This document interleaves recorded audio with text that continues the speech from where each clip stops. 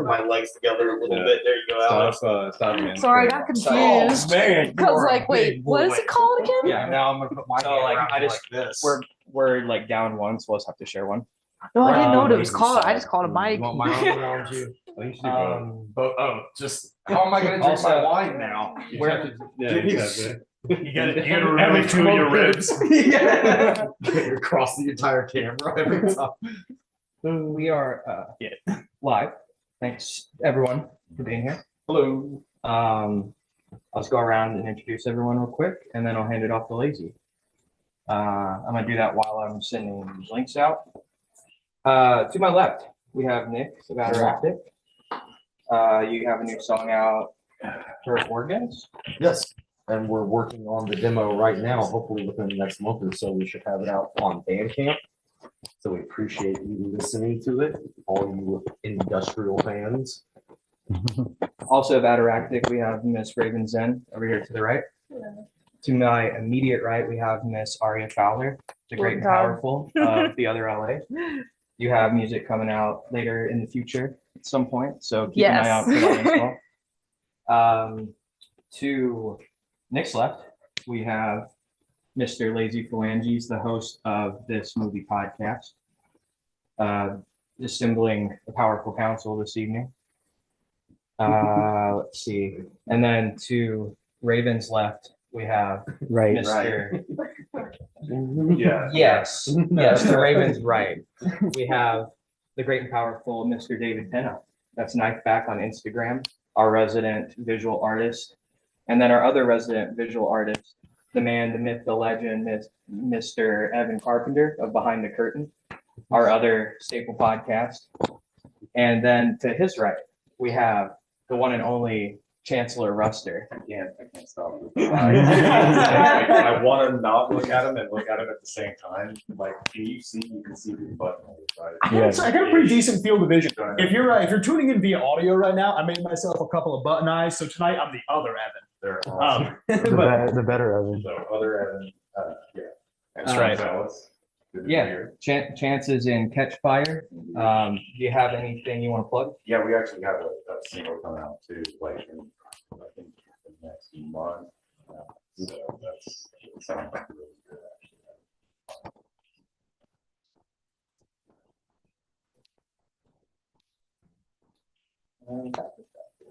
So,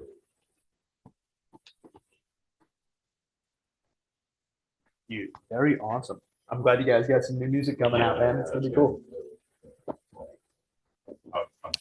Yeah, I'll definitely check it out. What's up, Kat? yeah, Okay. it's different than y'all stuff, but it's still something. Thanks for being No, I'm here. looking forward to it. Having me. Yeah, we're just getting started. Anyone else want to plug anything? Oh, Behind the Curtain this Saturday, me and Yes, Evan sir. are Who are you hosting? having photo youth on. Yes, they're really cool. Yeah, it'll be some good stuff. You guys should tune in. It's our monthly weird news podcast. You know, Deadlines are the best. you know what? Thanks, dude. You know what episode you're on? Oh man, I don't know. Probably been about counting 'em. 16 to 18, maybe. That's bad. Yeah, we've been doing it for over a year now. Yeah. Yeah, some good stuff. A lot of That's probably actually my favorite podcast that we do on this channel. You do them once in a while. that's a very nice thing to say on Lazy's podcast. I mean, besides Lazy's movie podcast. I mean, at least it's got some type of production and like outline and like something writing. Yeah, I mean, I'm just addicted to writing fake news, dude. I can't stop. I'm a misinformation agent. Your headlines are the best. Okay. I'm fine with it. So, yeah, and with that out of the way, I'll hand it over to Lazy. We're talking about Coraline this evening.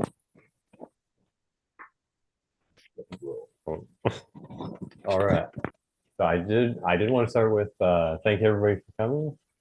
And we have a big group here, including I think someone joined us over Zoom and possibly more people. Yeah, Logan will probably hop in at some point too. So I appreciate everyone tries to make a little bit of space that everyone can speak. However, there is one big exception to that, which is I know Raven has been holding back for months wanting to Yeah. talk about this. So without any further ado, Raven. Hello. Now this Coraline, really good movie. I watched it like a million times overnight. Hi. Hello. What's up, Logan? What's up? We have Logan Dalton joining us now. Great timing. We literally just started. We were running behind. Logan of the CD Changer podcast, imminently happening in the near future. Definitely check that out. Yeah, it'll happen eventually. Yeah. Yeah. Thanks for being here. Yeah, we actually were just getting started. So. Oh, nice. I love the witch outfit. So good. So on brand. Go ahead, Raven. Okay. Anyway, watched it a million times. One thing I want to say is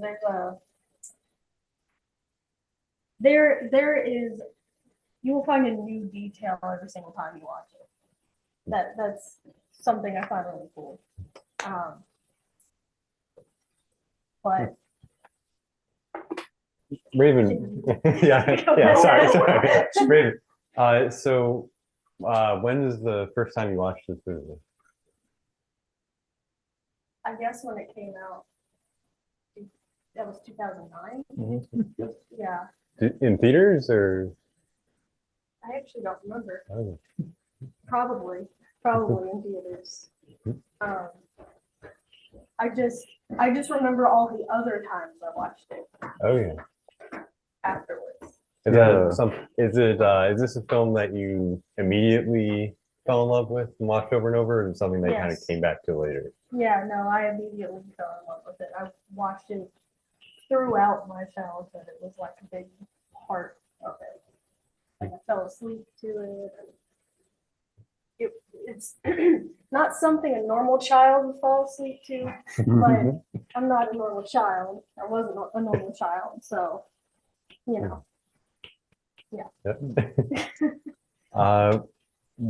What stands out to you about this movie over other movies you saw in your childhood?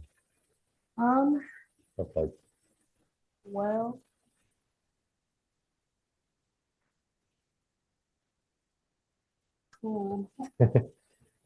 well, first of all, it's creepy. It's a horror movie kind of for kids. I'm saying kind of because it was a movie made for kids, but I'll say it's a family horror movie. Based on a kind of kid's book also.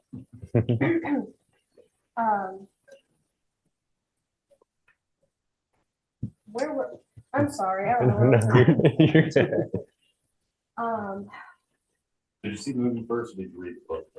I saw the movie. Real first. quick, I didn't think about this till just now. Y'all are gonna have to share a lapel too. I didn't think about that. Sorry.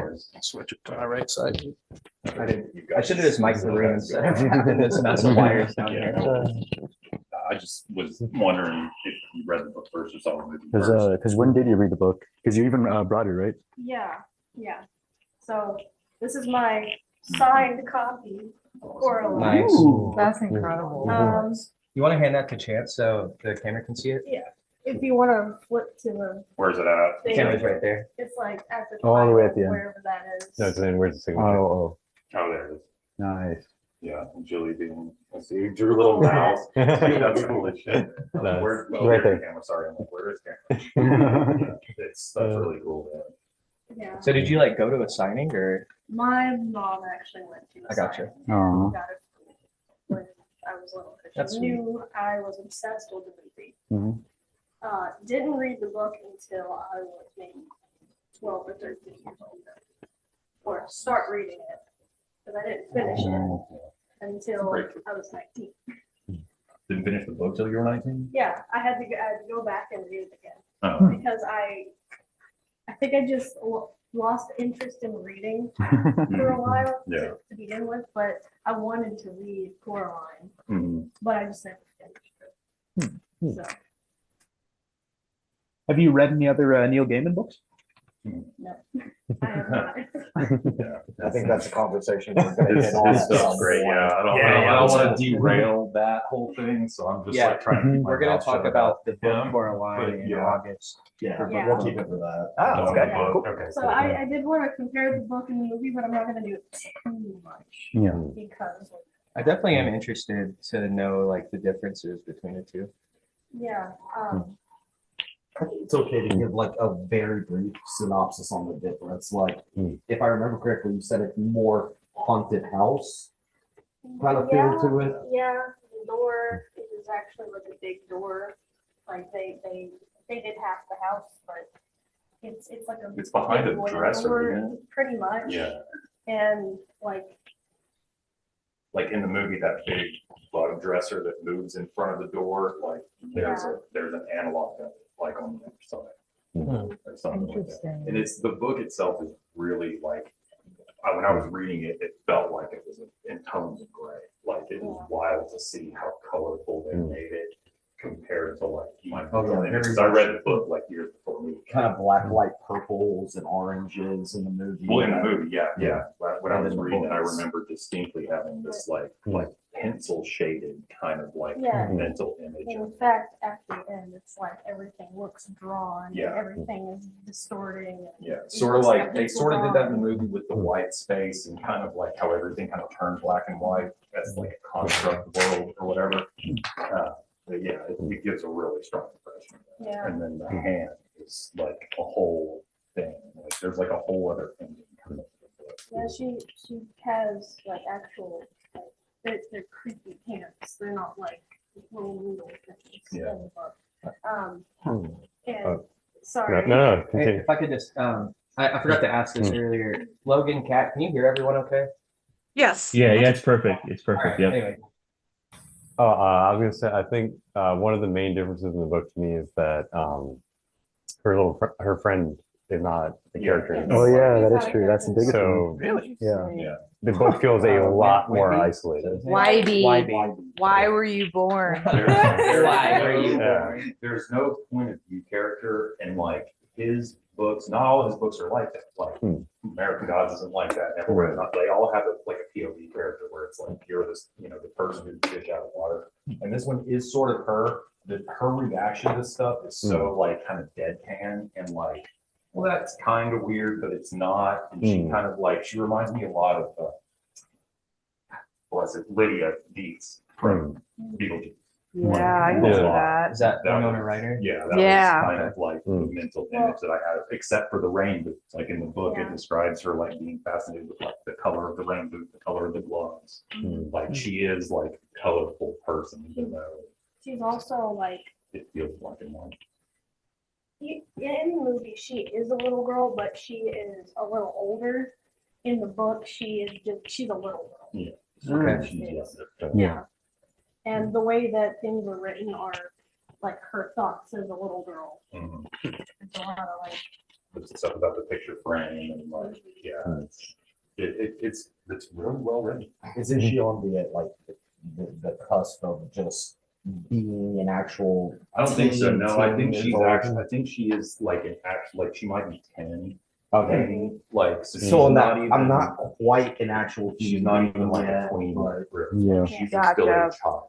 Like, If I may get like a little wee woo for a second, I feel like a lot of hauntings in like history happen when like a daughter in a house turns like about like 12 years old. I feel like there's historical precedent for that kind of thing. So That's maybe it makes a little bit more sense in the movie when she's like 12, 13, yeah. That's a really good point, other Evan. Oh, you would know about. Wait, that. Ryan, can you show the camera your glasses? Oh yeah. How close do you want me to get? All the way.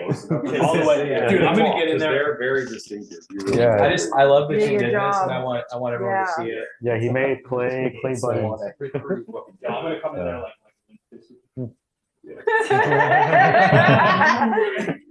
You were great in that music video. Right? Thank you, other Fred Durst. No problem. Apparently he lives in Franklin. Really? Oh, shit. Oh, wow. Sorry, another difference I wanted to mention also. So Ivy doesn't exist. The doll doesn't exist. Okay, that's interesting. Yeah. So how does the other mother like watch Coraline? The rats. Oh, very Nice. creepy.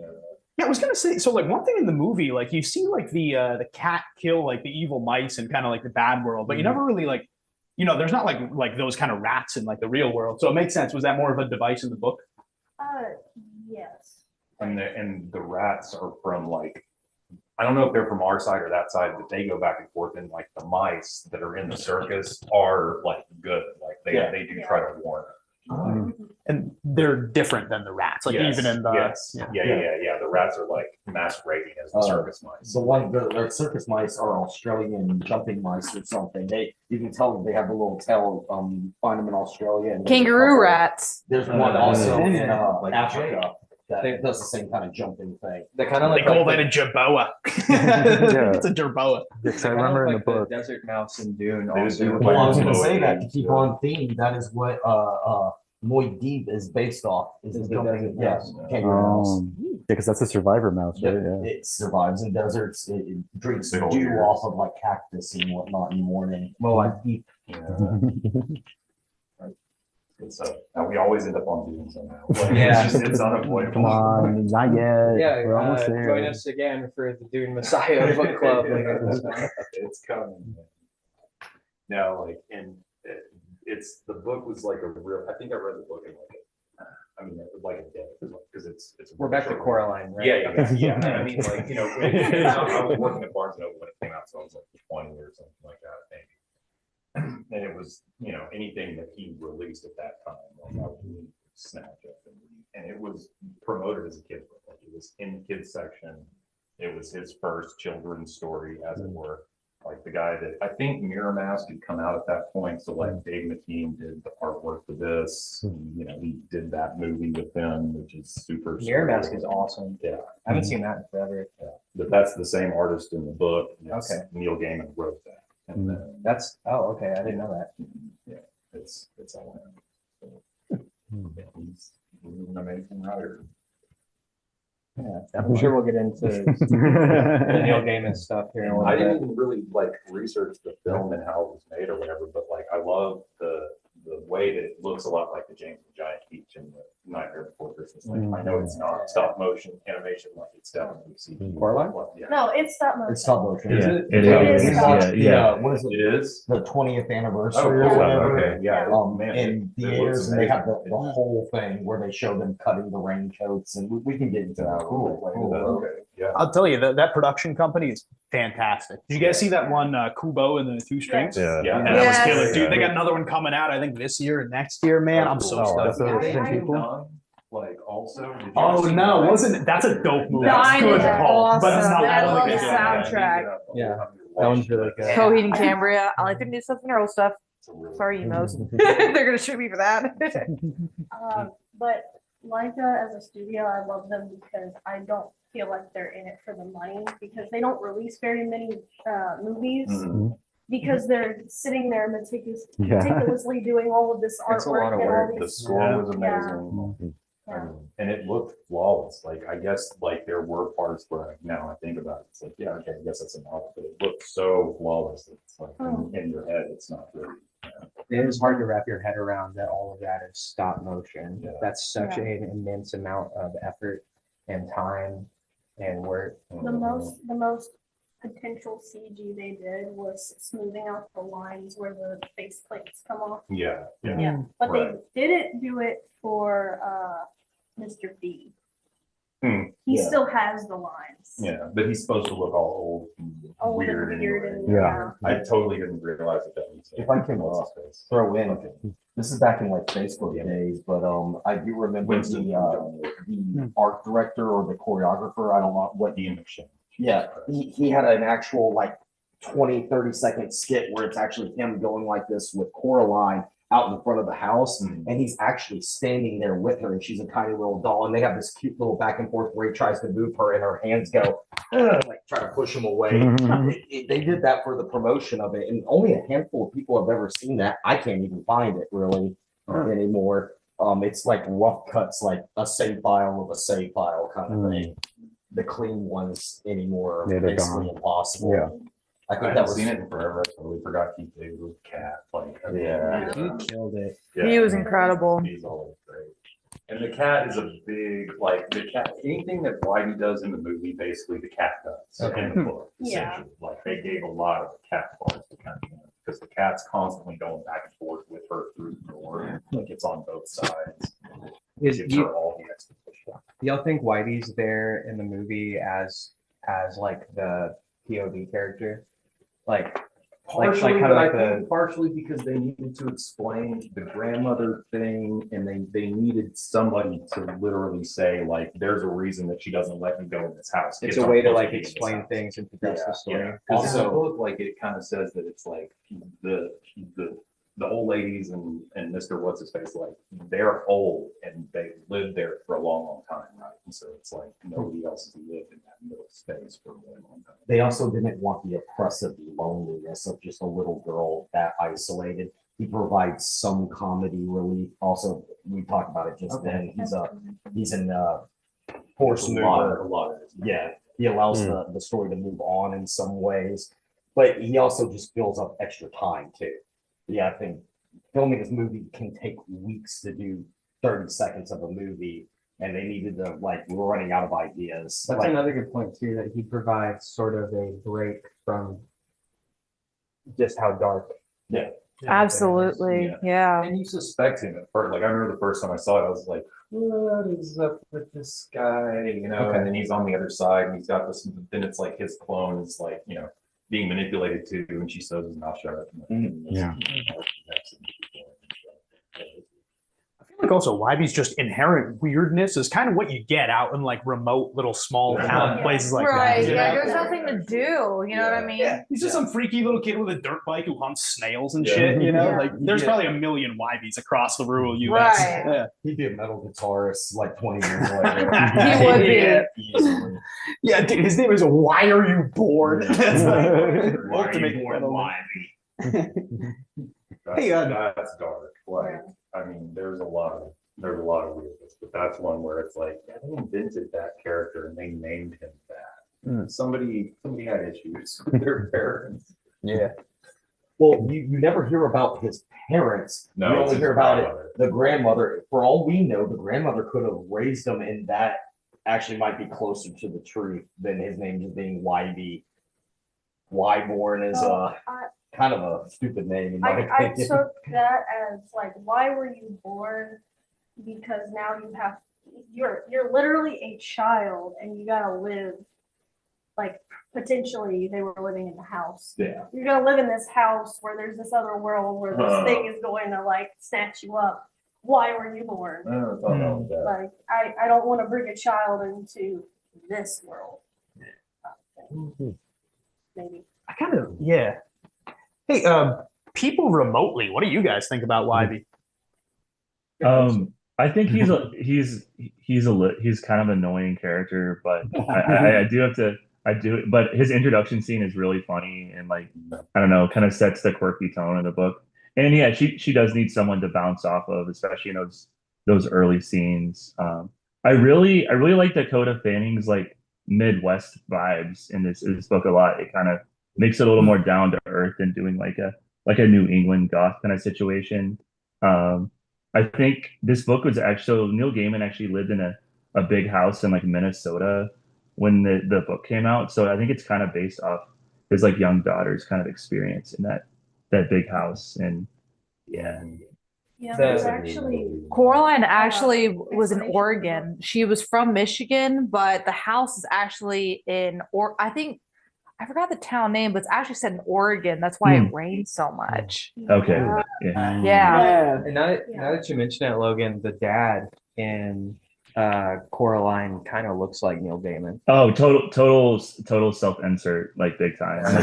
Like working on the computer, like, oh my God, the computer with the MS. Yeah. Yeah, because he's a writer. Inserting yourself into your work as, like, an absent writer. That's awesome. Yeah, instead That's of, instead of raising his daughter, he's like writing a story Yeah. about her. He's writing Coraline while he's neglecting Yeah, himself. that's actually, that's how it is in the book, more so than it is in the movie. Because in the movie, it's kind of like he needs to work because they're poor, and then later he's gonna, they're gonna get this catalog done, and then it'll be all hunky dory, and it can, because if you saw earlier in the movie, the mom is talking about how they got into a car accident, or they're trying to leave, I suppose, and like so she has that neck brace on. So I imagine that would cost a lot of money. So Yeah. they just moved and they're poor. So they have to get this catalog done, and so they seem absent to the child. Yeah. But Yeah. what really is happening is they're in financial trouble. Right. And to your point, at the end, he has like a big break. Yeah. Yeah, they're eating pizza, they're buying flowers to actually start a real They're garden. not actually bad parents. No. Like, it's- They're it's just stressed written out. From that perspective of Yeah. like a child thinking that like my mom and dad are ignoring me. And it's like, well, they're working for you, you know what I mean? Right. And you Also, understand. they just left all of her friends. That's all she's known basically her whole life. We can assume that this is her whole world is over at this point in her head. Yeah. I believe that she would think her parents were abusive, but in reality, very it's inside just. out. Yeah. Well, there's also in the book a memory of her father is what inspires her to be really brave. Yeah. Yeah. Yeah. Interesting. Yeah. She has a Oh, good right. relationship with him Yeah. like, from childhood. And it's like, yeah, him typing isn't something that's like a normal thing. This is just a really And bad ignoring moment. her. Yeah. Right. Hey, he's kind of like a charming goofball in the movie. You Yeah, know? he's more of a goofball. Yeah, Yeah. that's true. He is- I always like and Coraline doll. Yeah, no, he is actually trying to be like a good father throughout it, but he, The song is weird, like it's kind of catchy, but it's weird. Which I guess good segue into the mom. I actually did think the mom was kind of a hard ass In the book. or in the movie. Also I did not realize that was a neck brace. I thought she was really into turtlenecks. In a turtleneck. Oh, is that- 15 years of my life, I was like, that's a Yeah, because that's what I thought turtleneck. too. I didn't realize that until you pointed it out after the movie. Yeah. But I had no idea. I did think she was kind of a hard ass, and then I realized, oh, the dad probably is a goofball, like we're saying. He probably Well, plays she's his editor. Like she Yeah. says, like if you want your pages edited, you better finish. she them has up. to be So on like top. she's So on. she has his to be a hard ass, ass, kind of. sure. She's his boss. basically. And she has to They do do the have a same thing deadline. with Coraline too. Yeah. She's also the mom of the primary parenter of the family. too. Yeah. Right. So she has to be hard on Coraline. So we're seeing this almost abusive nature, and then we realize as the movie goes on, Negligent. negligence. Yeah. Like there's no, she doesn't like, verbally rape her. Well, I would say the first time. we Right, she's watched just the grumpy, movie- you know what I mean? She's just stressed. Yeah. Yeah. The first time short you watch the movie, though, you kind of get this idea of like, oh, maybe they are like extremely negative, and then you realize No, as it's an not extreme. adult, they're just going through adult things. Yeah. Yeah. Oh, hey, Kat, what did you think of the parents? I thought, I thought, of course, the mom was pretty strict, but maybe necessary, like everybody else was saying. But I really like the dad, the most. He seemed to be, I don't know, it seemed like the relationship between him and Coraline, like, I don't know, perhaps they may have been closer, but I could be wrong, but it seemed they had a pretty good relationship. Despite the fact that she didn't receive enough attention, but I like the parents, well, the dad specifically, yeah, pretty, The dad's pretty great. yeah, He's yeah. I feel like, yeah, I mean, like to the point y'all are making, they're not like abusive parents. Mhm. It's like there are points where they're like, okay, well maybe don't talk to a kid exactly like that. Yeah. But I mean, like being a parent, I can only imagine is extremely difficult. That's what I was gonna say. Like, I will say, Not anyone anymore. who's ever taken care of kids for more than like a day, especially if it's like your niece or your nephew or your own kids or whatever. She's not really an easy kid either. Yeah. She's kind of an You get asshole. To a Yeah. point where you're Her and kind of just Whitey- like, okay, the fascination's worn off. Like, yeah, I know. Like, and it's like you don't realize that you're doing it, kind of. But like, it's very easy to get dismissive of kids if you don't like kind of live in that like fascination mindset in a way. And like, I feel like that's a very realistic portrayal of kind of like not negligence, but like the natural progression of like yeah, my 10-year-old child weirdo, you know what I mean? You're just like, And she's like, I mean, and she's a little kid, but she's like being really disruptive and like not. Yeah. being goofy, being Yeah. fun with your pals and all. And again, She's a think of, sorry. Again, think of all of the stressors that are happening all at once. Yeah, The, they got a lot going on. the catalog, the deadline, the car accident just They happened. just moved. They just Mhm. moved. They're waiting on the the- van in the book to get there. And now their kids being like, oh, I don't want to eat that. I don't want to Yeah. do that. Also, please remember, she is the hipster self-insert for every 2000s young girl. She is the Juno all the way. Colorful, flamboyant. I'm also a pirate. I'm going to go into the woods and play. And now I'm going to play with dolls. Now I'm going to do that. She is everything all at once. I agree with Alex. Being the father of Coraline specifically would be alive. I would be worn out. You know, it's a small detail I like about the dad too. Like in the animation, you can see he's got like huge bags under his eyes, and he looks all tired and shitty. Yeah, I see that. Doing the hunched over thing. at the Yeah, computer, his too. neck, Oh, yeah. his neck is like, here's his neck and here's his. Yeah, he's got. Yeah. Yeah. His body slouched from years at the computer. I think Wivy and Coraline are actually kind of perfect together. Mm-hmm. They really are. Yeah. He ends up being fun by, like, you know, he's kind of brave and like, doesn't want to be who he is. Mhm. I don't know. I don't remember in the book like how they explain, like they do explain a little bit more about like what she kind of is, but he doesn't really explain it. And like, I can't remember how they explain like I know that they're bugs specifically. It's like the dad and the people that are in the other world, other than the mother, are like constructs and they're bugs. Like They're like bugs. I with, didn't like, know a that. glamour on them. Yeah. Well, specifically the, spiders. The mom is. The mom's a spider. thought- The Like- dad turns out to be some, Pumpkin thing. no, in the book, he is just like a glob of dough with some stick on it. Like a Oh, nice. construct. Oh, yeah. But the A mom- lazy depiction of a father, you know? Yeah. So the mom's a spider, Yeah. and everything's a construct. Like that's the web. Right. Yeah, exactly. It's very much like a matrix thing, like in a weird way, like when I was reading it for the first time, that's what my brain was kind of doing to it. I like how they portray it. Yeah. I like the part when she goes out of bounds And, and it's just a blank page. mhm. And that's, from what I remember, that's right out of the book, where she walks and it's like she just comes around the other side basically, and it's like, okay, it only goes this far. Like, you know. Yeah. Like none of it is real. Well, I It's think all just a big web that she's. if I can remember correctly, the other mother technically doesn't, one of the big theories for it is she doesn't even have a physical body, but to gain nourishment, she must also construct herself her own. So for each one of the children, the other mother also looks different. It's Yeah, whatever that makes construct. Oh, that's When interesting. she is not being perceived, technically the whole world is that just white sphere of nothingness. Yeah. Absolutely. And it's only whatever it's necessary in that moment. Right.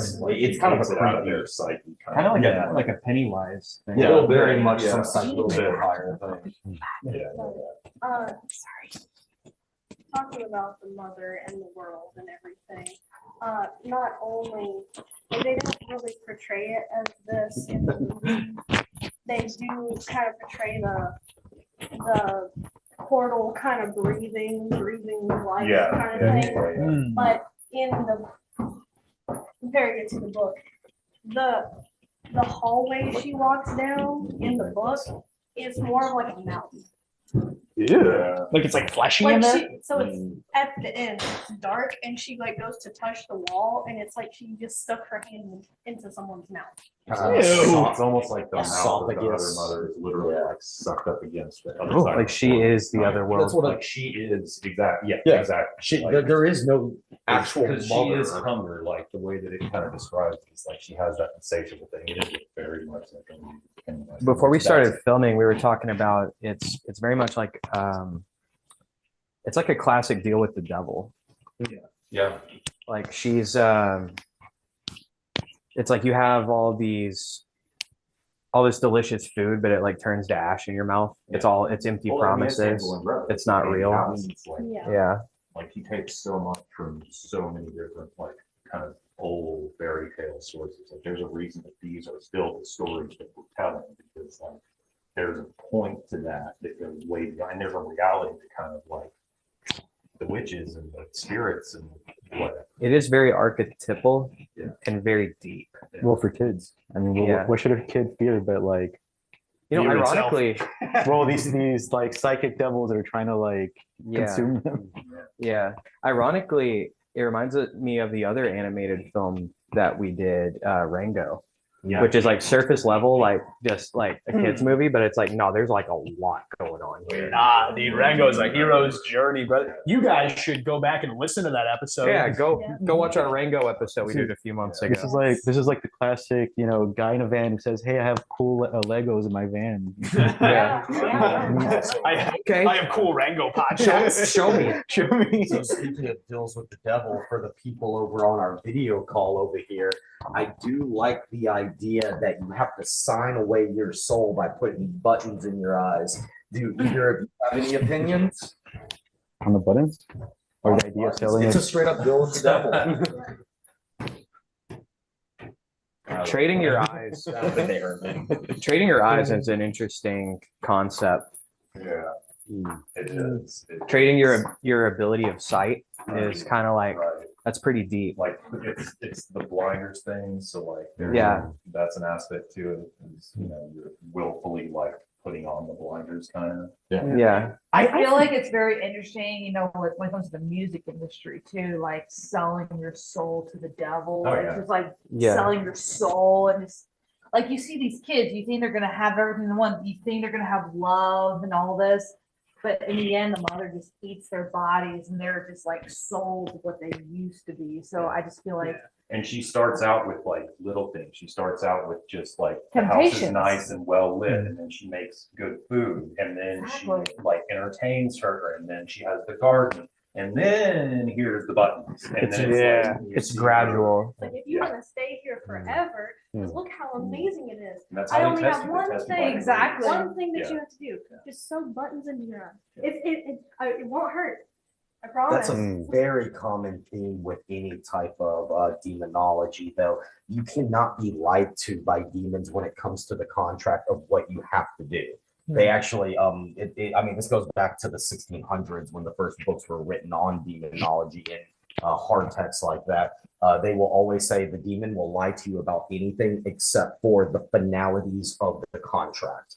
Going back to the original Foss writings and the poems that went with that, a demon will give you and promise anything. But if you actually say, I want a mountain of gold, well, it's like, well, I can give you a small mountain of gold, technically, but I will give it to you if you give me your soul. They have to actually fulfill that contract. Sure.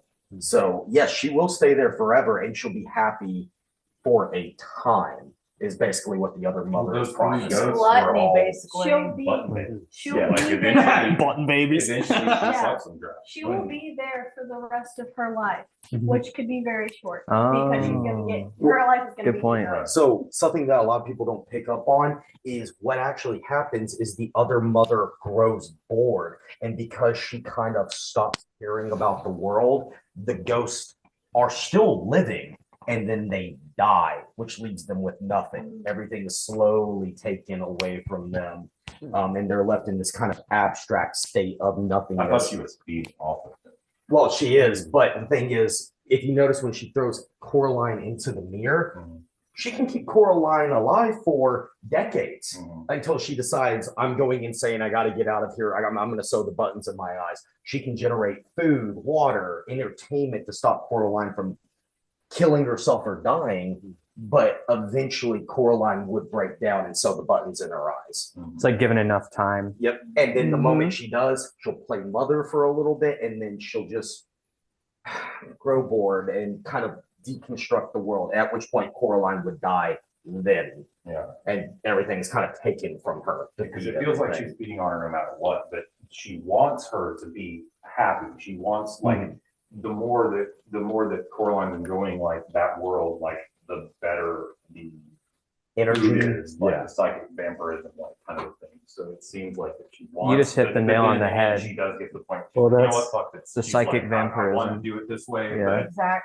if you, absolutely. if you're just gonna force me, then I'm just gonna throw you in here and I'm gonna keep you here and I'll take what I. That's the cat playing with the mouse. Well, Yeah, the I cat don't can think live she forever. can without the And the buttons. It's spider that and the fly. contract thing. Mhm. She Yeah. cannot actually. That's part of the take what fun she is playing with your needs food.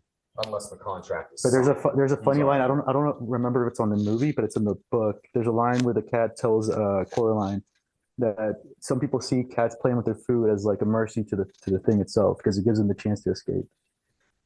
Who Oh, would see it that way? Well, no, but That's crazy. Well, No. here's what I'm saying. not He not writes to cats really weird, dude. Like there are multiple stories of his. That Well, are, it's like, true, from though. the perspective of cats, and like there, he has this really great segment saying a whole room of 1,000 cats. That's like it's the most weirdly philosophical like comic you'll ever read. But like the basic premise is like in the time before time, the cats were giant and the people were small, and the cats hunted the people. But then one day, a shaman from the humans brought a message to the humans that if they all had a collective dream that they ruled the world, that the world would change. And the whole point of the Sandman is like dreams change reality, right? So at one point in prehistory, the cats were giant and people were little. The shaman, inspired by Morpheus, brings the dream of humanity to people, and 1,000 people dream of it in one night. And so then overnight, everything changes. And the way he describes it is things didn't change, they just always were that way. And then the whole point of the dream of 1,000 cats is these alley cats are like meeting and just congregating. And there's this one wise old cat telling the story about how they used to rule the world. And if 1,000 cats have the dream, then the world will go back to the way it was, where they ruled the world. And it's like this little kitten, and this little kitten sneaks out of the house, and like it's fucking amazing. But like he writes cats really well, it's really good. And they're emissaries between like their world and our world, kind of. So. cats are that. Yeah. Yeah. It's almost like amphibian, like can be in two worlds. Yeah. Yeah. Like frogs can be in one dimension or another dimension. Yeah. Kind of like sorry, I'm getting in the weeds here, but like a Horus, kind of like 1 foot in the grave, 1 foot in life. Yeah, a little bit. Cats can, well, actually, the cat in Coraline does exactly that. Yeah, it does that. Yeah. He can transfer between worlds. But in both worlds, kind of. And he doesn't have another. Speaking Yeah. of that, That's a good point, David. at the end, it's all over, right? Yeah. And then the cat goes into the world again. Oh, that reminds me. That last shot of it yeah. like disappearing. Our friend Farron from Sirenville, something she wanted us to talk about when we did this.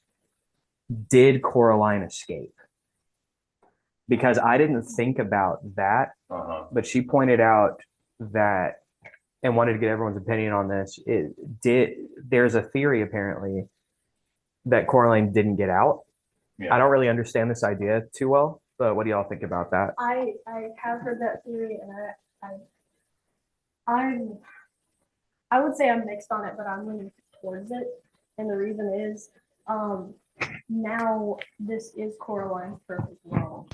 Oh shit. Right. And Also- the other mother can create things with real eyes. That's another thing. Yo, that's Yeah. crazy. So this So- is the ideal world. There's also that last thing we had you look at where we can actually see the other mother's Her face in in the garden. the old pool. Oh, garden true. that's Yeah, the there. face in the garden. I always took that to mean though that it was like that was an extension of the house. Like the house itself is kind of like like taken on an aspect. of Almost her like or a whatever. Shining hotel. Yeah, yeah, or like the pet cemetery, like the ground itself. Is Yeah. like whatever. And it could go both ways. I think the book ends pretty definitively, like that she's Yeah. out. And I think they did the thing with the cat is like, just a cheeky, ambiguous ending. I mean, yeah, movies like to do that more often.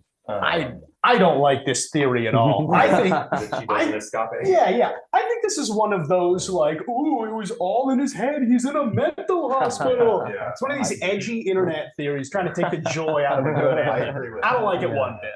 Evan's on the right. I love that, Evan. I think that all the theories that I've heard are very fun to play around with. Yeah. Oh Which yeah, is no, why don't I'm get me like, wrong. I'm mixed on it, but No, I it's me. lean towards it because it's still a fun theory. I don't think it's taking the fun out of anything. So in this, Personally. Evan just wants a happy ending. I do. I like her It is getting a out and happy having a fun I- life. You know, I why agree does, with you. why does her having a good life have to take place in the hell dimension? you know She can what? just have a normal life. Like, I'm with you. I would Yeah. vastly prefer if it is a happy ending. I don't know. I do agree. I do like different theories and stuff like that. I'm not trying to shit on you guys for liking it, but Just do it. it bums me out, dude. Why not just have a happy Thank, life? thank you, other Evan. I'm team Evan. Yeah, you're welcome. well, I was gonna say that how Yeah, keep does tricking in the deal she makes, she would have to sew buttons into her eyes. So how does that fit? in That's the what I'm saying. Okay, theory fair of point. the I ending? don't see her ever Yeah. constructing anything with eyeballs. Yeah. They all have. No. Is she And playing the long she game? She can at least make herself have eyes Mm. because remember she disguised herself as Mm. as Regular her mother. mom Mhm. as Coraline's Right. actual mom to Right. lure her back in and Right. The other mother. Yeah. but yeah, no, sorry. I lost my train of thought. I'm gonna say it was a happy ending. That's my Yes, throw in happy there. ending. However, Yeah. to your point, so she can keep her there forever as long as she wants to, until she does go crazy, right? Like you said. And I'm only entertaining the theory, right? Is I guess maybe I'm a little confused. Isn't the goal of the other mother to get Coraline to agree to sew Yes, buttons into it her has eyes? to be a contract of some Right. sort. That is a But good point. She also, Coraline is also told that she will never play fair. You're right, because She one will of the never play ghost fair. kids said, even if you do win, she won't let you go. Yes. Hmm. She didn't win though. But- But she also still probably wouldn't let her. It's a good point. She Exactly. cheated at the end. She had to, you Yeah. know, cause one of the ghost kids said, even if you do win, she won't let her go. I think it was a great idea to throw the cat into the Yes. mother's eyes because Yeah. I mean the cat's a great sidekick, So- you know. Yeah. So Classic movie. Yeah. They have 9 lives. It's okay. Yeah, he'll be fine. Hey, what do our remote people think about this Coraline never escaped theory? I mean, the shot at the end, there's like a little bit of ambiguity. It's like the top in like Inception, and I don't know, because like her house is, it's her reality she's stuck with. It's like a perfect reality. But I really want to go into the mother, because like the other mother is just like textbook narcissism. Like I don't know. I think I was really more interested in like the psychological aspects of this person, and especially in relation to the person who wrote this book. And it's just like really charismatic. Yeah. I mean, just like revisiting Gaiman's work after all the stuff that's come out has just been like, I mean, I sold all my Neil Gaiman books to McKay's, yay. But just seeing stuff like, Coraline and the Calliope story and Sandman, I'm like, oh my God, he was like telling on himself like big time. Yeah, we talked That's about what that a little bit I after the brought movie. that to Alex, like Yeah. forever ago about Gaiman specifically, not even about this topic, but just about him. Like his writing was such a big deal to me as like a 17, 18, 19, 20-year-old, like with Neverwhere and American Gods and Stardust. And then I went back and found the Sandman, and like, but every fucking thing I ever read of his, there was always an aspect of the story or a character or like a point in it where you're reading it and you're like, this makes me really uncomfortable, but it's part of the story, and it's dark and it's edgy and it's whatever. And like, but yeah, dude, like I 100% agree with you. He's totally telling on He's himself. telling The on Calliope himself. story is like a 1-to-1. Like, whoa, dude. Like that was one of the, between that and the thing in the diner and the Sandman, like I almost had to quit reading it a couple of times. And then I just, everything with his, there's always a point in his stories where you're like, I gotta kind of press on through this. Most of it, like Stardust doesn't really have it, but like, To that. oh, dude, sorry. you're 100% right, bro. Again, I said I wouldn't talk like too much about the book because I'm still gonna do it for a book club. However, I noticed that in the other world, Mr. Bobinsky, that his other version of him is literally just a pervert.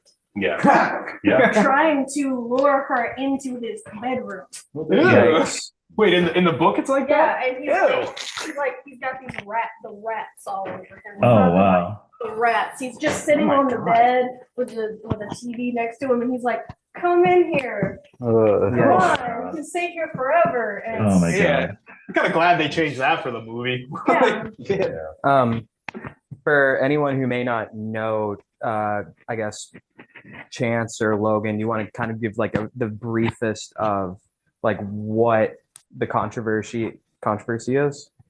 I mean, basically, I listened to the way it's been reported has been really like I had to listen to some like 3-hour podcasts from Right, yeah, because it's been all over the place, but. yeah. But basically, like Neil Gaiman pretty much like has just like sexually manipulated a lot of his fans over decades, and basically like because he lived in New Zealand during COVID with his kid and his ex-wife Amanda Palmer of Dresden Dolls, and basically he like trafficked one of his employees and like sexually assaulted her, and it's Like it was his name. It's really bad. well, yeah, with his kid, and yeah, and the thing is, like, I like grew up, reading Sandman.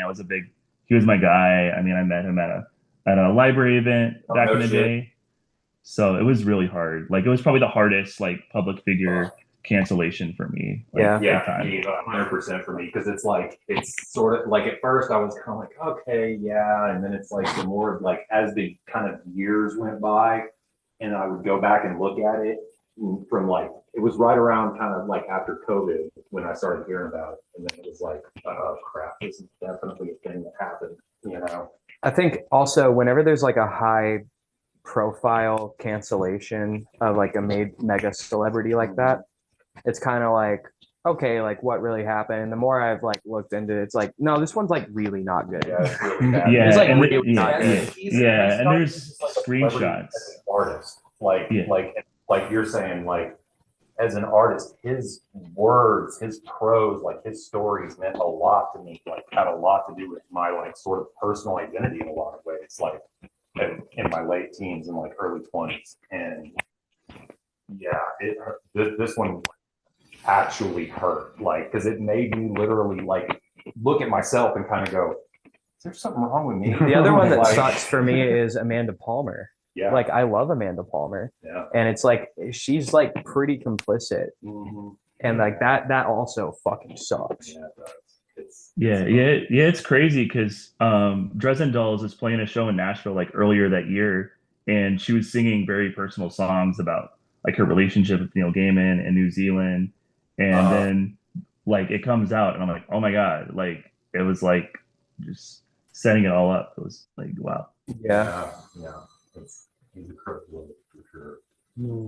So Yeah. I haven't I've got a autographed copy of Trigger Warning that I kept, and I think I have like 2 of his other books that I just are like paperback but like yeah, it's not.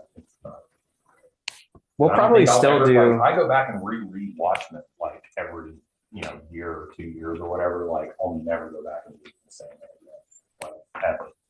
Just because, dude, like just the thing in the diner is so fucked up and dark. I've never actually read Sandman. Man, I need to. I've always it's worth wanted to reading. I And say that like I'll never go back and read it, but I'm telling you, I'm advocating you should read it. Maybe once. we'll do it for book club sometime, because Yeah, I I love that. I definitely do want to do Art of Asking, Amanda Palmer's book. Oh. That's one of my favorite books.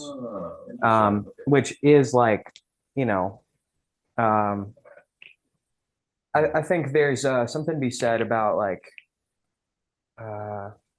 you can read something without, there's value to Yes. things, to reading things like, where it wasn't a good person that wrote it. Right. Like there's value to that still. I do want I to don't add disagree. something. I feel like I've never really got into like celebrity worship because most artists are really fucked up in Sure. their head. Like yeah, last time we were like when we watched Coraline, we were talking about Stephen King, Yeah. and we talked about how messed up he was. Right. Apparently, like Right. he had I don't know if this was his autobiography or something like that, saying he had fantasies of like touching his sister or something, and Yes. I That was never. what the I like. allegation is. It makes sense because I watched The Shining, and when I watched that scene with that guy in the bear costume, that scared us. That was the scariest scene, in my opinion. Yeah, because but that was Kubrick, Right. man. That was Well, just- no. In Stephen King's The Shining, it's not a bear costume, it's a dog costume, and that dude chases Danny across the entire overlook, threatening to eat his genitalia. It is horrific. I never liked Horrific. Stephen King. Now that I think about it, watching The Shining, it's like I don't like this motherfucker. I hope. Yeah, I hope I someone don't, kills I him. don't know that I ever liked him as a person, but like I love his writing. Like Yeah, you can I tap love into an Gilligan's energy writing. that Like I can't. like genuinely. It's like it that wasn't- type of That was the mentality. stuff that I discovered for myself. It wasn't something that somebody else gave me. It wasn't something that my mom and dad gave me Right. or into. It was something that like growing up in the 80s, like with the Satanic Panic and all that shit. Like, Right. Stephen King was like anathema. Like we didn't have it in our house kind of a thing. And then, you know, discovering like that and getting stuff and then realizing, of course, like, yeah, these guys are definitely fucked up and they're, you know, trying to write from all these different perspectives. But then it's like at a certain point, like a lot of writers specifically, kind of are pieces of shit. Like, I mean, you can't really get around it, you know, or I mean, at least they have to live hard to write hard. Like, I mean, Hemingway is a hero, but he still blew his own fucking head off. But how can you write something so dark if you are clean and Oh, I agree. How can you? Agreed. Right. Agreed. No, I do see it. I feel like it's kind of a lesson for us. If you are an A little artist, maybe like try to be the opposite. That like Well, still and have even in his inspiration. stories, like that was the thing that I always got through the dark stuff. Was it always like resolved itself in the light, at least to a certain Absolutely, degree. yeah. Like most of his stories are like that, even if the endings are ambiguous. Like there is a light side to it. And Stephen King stuff, there definitely is a light side to it. His cosmology has that. Like Game of Stuff's a little bit more gray, which is again goes back to the really dark shit where it's like, oh dude, that's why you put that in there. If I Yeah. could throw any benefit of a doubt, Raven and I have discussed this with our own music writing, where it's like, you know, I'm not as edgy and angry as I was when I was a teenager. And yet everyone wants that from me in my music. But then as King got older and he started having kids, benefit of a doubt, maybe that's the only thing he was afraid of anymore. So he started writing about kids more in his books because it just makes sense that he's not afraid of the boogeyman of his own life. Maybe it's the boogeyman that he envisions for his own child. Yeah, well, most of his stories center around like the fears of children. Yes. and that kind of thing. But he already had Which kids that's what when he makes was him out so of powerful. college, basically. So that's my only benefit of a doubt to any of these Dude, people. to your point, and I'm sorry, Logan. Logan? Yeah, Yes. Logan. Yeah, dude, to your point again, like there's such a huge caveat that comes along with anything with this dude's name on it. That it's like even like Good Omens, which is just light and fun and hilarious. The book is so much fun, and it's like, yeah. I mean, you got Terry. I like to tell myself it's like mostly Terry Pratchett, but Yeah, that's, exactly. but that's not true. Terry Pratchett and the weird shit's in it. Yeah, exactly. Yeah. Yeah. Yeah, I think good. Like I really haven't read any Gaiman except for Good Omens, and I can't really Okay, think of any okay. like nasty, uncomfortable No, scenes there's- in there. I think yeah. Terry Pratchett might have kept him in check, dude. Yeah. No. Yeah, because that was very early in his career. Like he had Really? only done like a Duran Duran biography, and which actually where I work at, we actually have that book. It's kind of crazy. His first book was an unauthorized biography of Duran Duran, and he had done some Sandman. So, but yeah, I didn't know that. yeah. All right. So I might bring it back to the movie for a little bit. I always thought this was interesting, but the grandmother of Wyborn, you know, she has a very large property for being an elderly, I'm gonna assume mixed race family, and then it kind of clicked in, and all of a sudden, oh, there was probably two white families before back in the 1800s who both lost children, and they basically couldn't sell the property because no one wanted to buy a haunted house that children keep going missing at over and over again. And she probably bought into her parents probably bought into this property at a very lucrative price. Yeah. And then just to prove the point, her own sister goes missing. And now she's kind of stuck in the same exact position where no one wants to buy this, dilapidating haunted house, so to speak. What do they call it? The Pink Palace. Pink Palace. I'd buy it. Yeah. Yeah. So she starts renting it out. Kind of like the back rooms, you could use the other extra place for extra storage. space. Yeah, exactly. Well, I'm Think just a about the sucker. No, potential. I'm just a sucker for Victorian homes. I'm an old soul. I don't like anything modern. I've always liked the Victorian age. I'm always like, my childhood dream was to live like the Addams family. So I have one Palace final would be point. cool. Yes. It's also in like a beautiful area. Oregon's beautiful. I've been. Oregon's just, oh my gosh, like there's the mountains and the seas. It's just beautiful. So the final point that I was getting at though is in the book though, I think the grandmother lives in the Pink Palace. In the movie, we don't see where she lives. Apparently she's over a hill somewhere in a shack that she's built. And In the movie, I watched this like right before I came here. There's a scene when like she's talking to YB and he's like, "Yeah, they don't allow me in the house." And like behind him, there's like a big old like barn kind of setup back there. I think they're alluding to her living in a different kind of ramshackle house on the property. okay. At least in the movie. I can't Yeah, speak for the book. In the book, there's not really a grandmother. There's a Mr. Lobat mentioned. Who just kind of rents the property Yeah. out, so to speak. Because That there's not a whole- there's not yeah. a white. Oh, so this is a complete Yeah, there's no library. fabrication of Yes. the movie. Okay. But she is Miss Lobat. Assuming that there is the Mr. there already. Okay. Interesting. Have we talked about the actors, the burlesque dancers, the troupe? No. We got into that. That's a whole conversation. April and Miriam. Miriam, they Come on, David, bring us in with it. No, I mean, What did they call them? They're, Miss Spink and Miss Forcible. Spink and Forcible. Yeah. Yeah, so I love the Fucking vaudeville dogs. things. so in, The fucking That's right, taxidermy I dogs. love Taxidermy it. dogs. in the real world, like they're very, very helpful to her. They're very like Yeah. they have these like spiritual kind of things going on, and they help her and whatever. In the other world, they're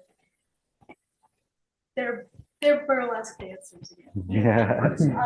And they give her the seeing stone like input, which is a way, it's like, she loses it in the book too, but it's, it's a kind of. Actually, I didn't. I think she loses. Mm-mm.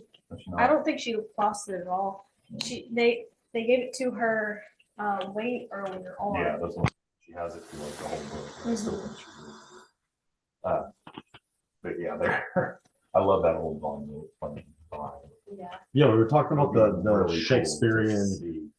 Well, yeah, so they were reciting Shakespeare on trapeze. Yeah. Was that actually a common thing for? I don't know. I meant to look it up. To see That might if just be was a like- event thing. I couldn't find anything on it. I also couldn't find anything on the dates that they have for the candy in the jars.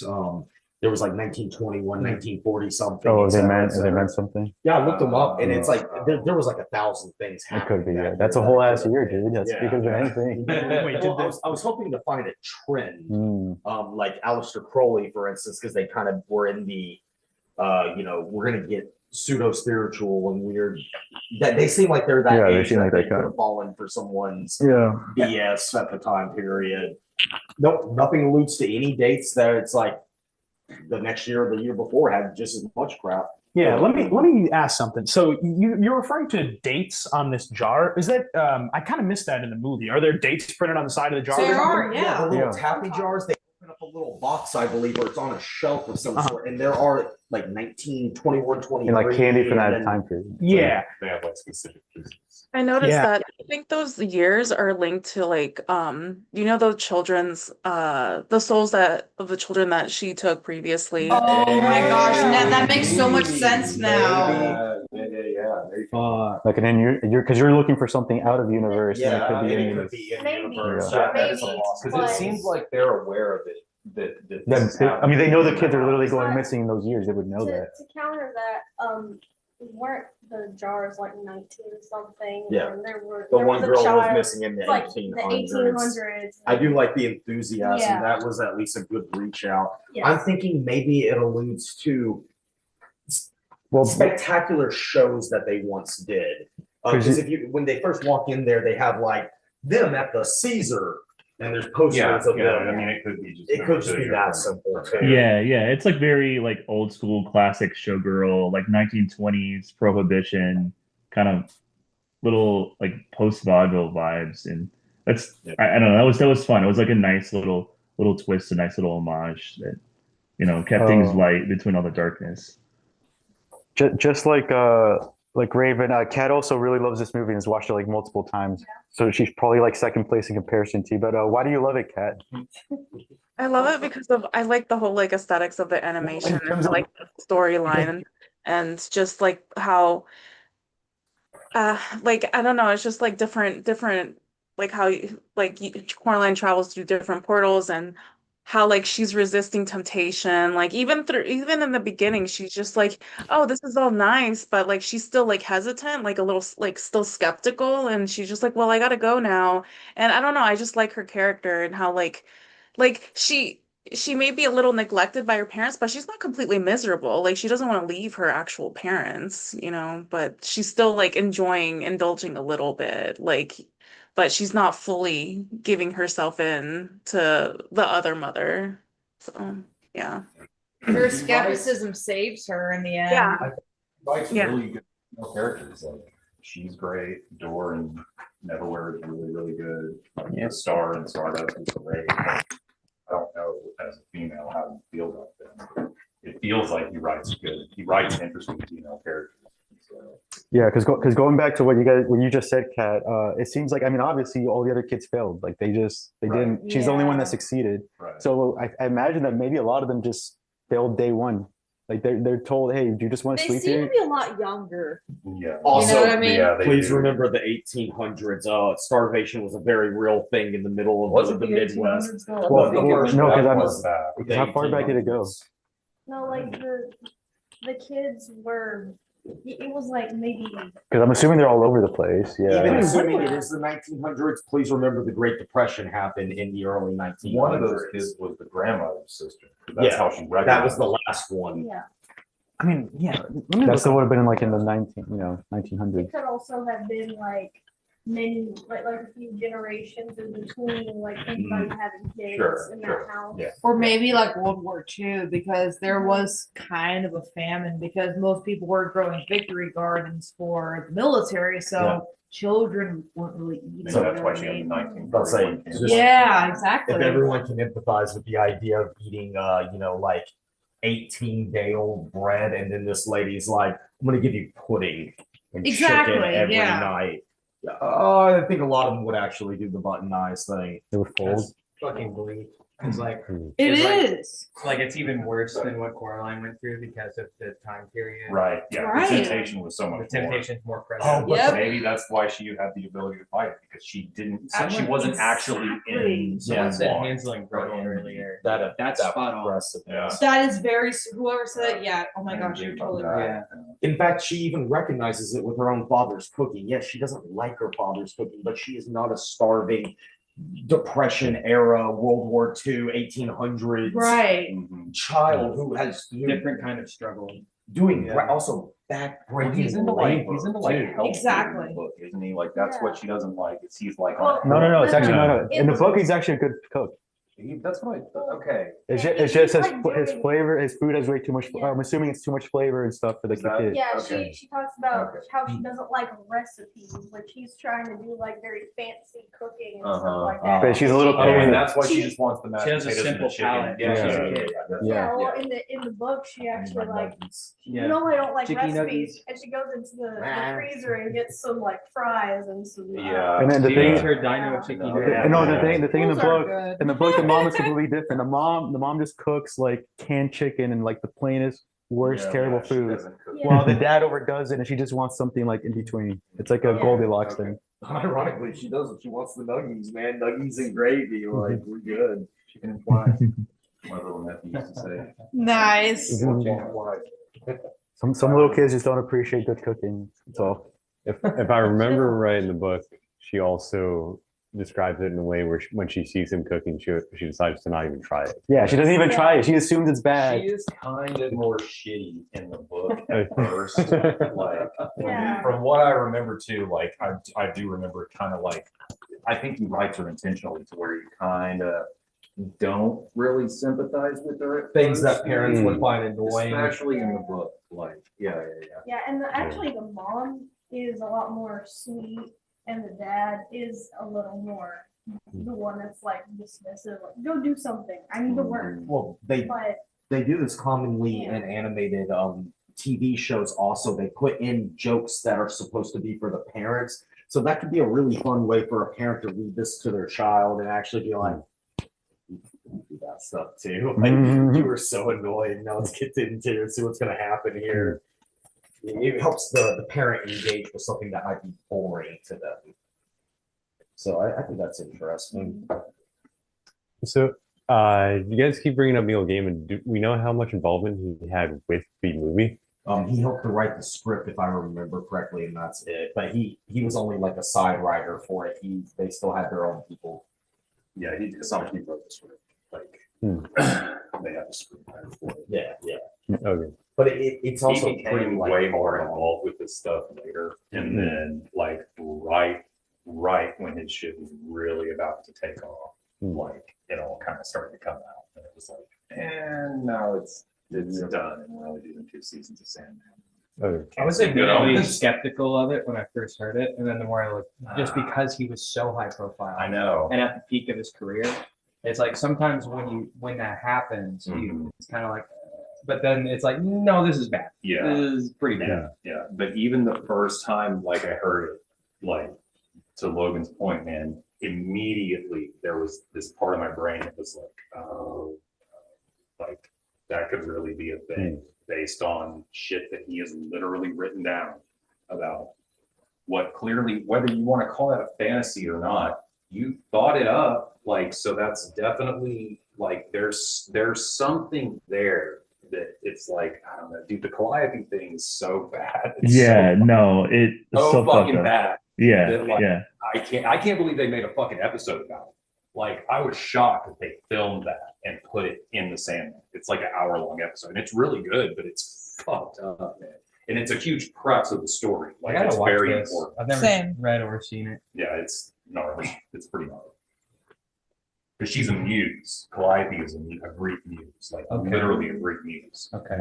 So I never watched Sandman, but I've always been a fan of Death. I love how, because Cinnamon Hadley, like she was inspired by the character Death, God rest her soul. Yeah. And I'm always into the trad goth look, so I Yeah. need to get into Sandman. I really need to. She's Yes, so that's my style. Yeah, I so love good in the Susie comic, Sue, too. you know? Like, Death has this very like in the Sandman, she has this very like light, kind of like happy-go-lucky attitude. But there's this one issue called On the Sound of Her Wings, where like he goes with her from like death to death, and she kind of explains like, yes, I'm taking an infant, but that's its time. Like there's such beautiful writing in it that it's like heartbreaking to talk about how bad what that he did and like how much it messed with my head. Like there's no way to ever like truly articulate, I will always be messed up about this from now on. Like, because his stuff was so good, man.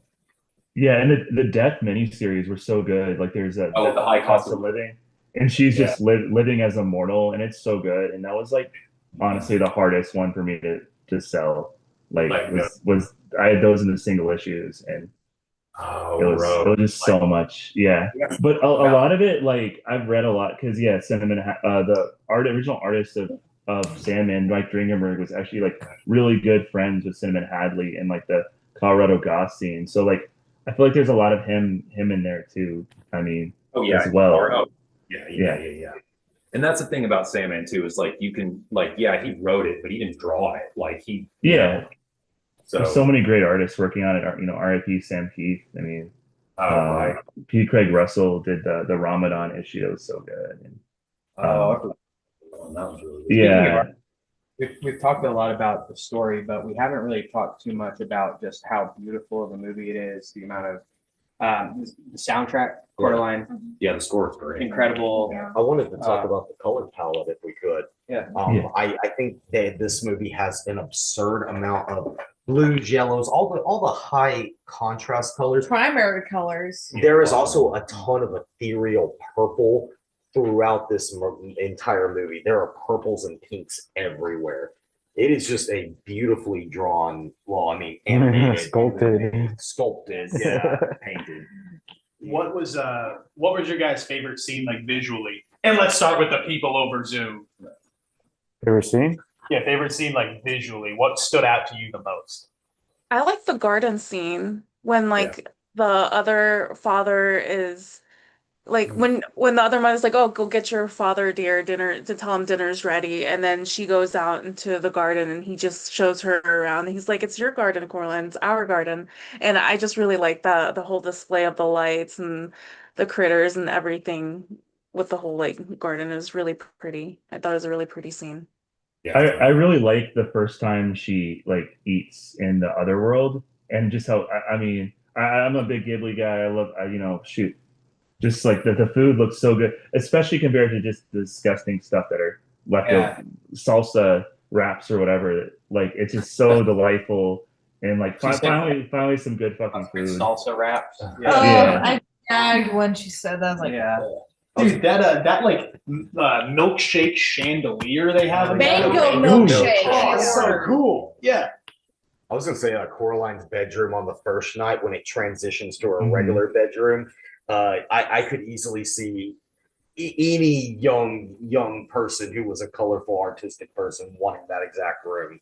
Yes. Yep. Oh yeah, her room in the other place is It was awesome. awesome. For the fucking squid. Yeah. Oh, yeah, it's creepy as hell. Yeah, definitely. Let's shake watch it, baby.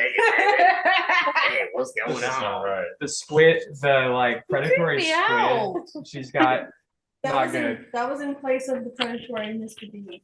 Oh, okay. Oh, that makes So sense. it's not the squid's fault though, because we see at the end of the movie the dad is playing with her and the squid, and that's like a Sure. voice. that's obviously the voice that he uses. Yeah, but it's Neil Gaiman. Yeah. Well, exactly. yeah, now that you say Now it's that. just- now it's just hard to. Hey. My favorite scene visually is when she goes out of bounds, Oh yeah. and it's just like a blank Puzzle canvas. piece falling apart Yeah. kind of thing. I feel like for me, I love when it shows that it's a spider web when the cat like rips the other mother's eyes out and you see it's like the Matrix. It's just a giant web that the other mother created, and I'm trapped. So you now see the illusion that you were in, and it's your choice. Are you gonna get out or are you gonna stay? So that's what really messed me up as a kid. Yeah.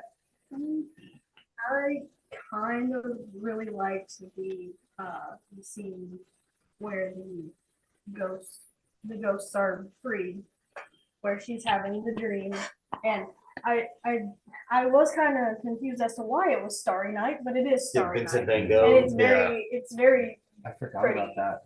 Yeah. That is it's very nice. And they have it actually animated too. Everything's kind of spinning just very Yeah, slowly. now that you mention it, it's very much like Starry Night. You know what I mean? It's Yeah. like black, but then there's like gold rimmed around. I love that. There's a It's lot of shots in definitely this film that are Starry like Night. deeply psychedelic. That it's like when you're looking at it and the pain's moving. You're like, yeah, that's exactly what it's like when you're tripping, man. Right? Have any of you been in a grandparent-y house like this? Like almost to the point of dilapidation? Like you can't go into certain rooms anymore, light switches Doors are don't work. locked.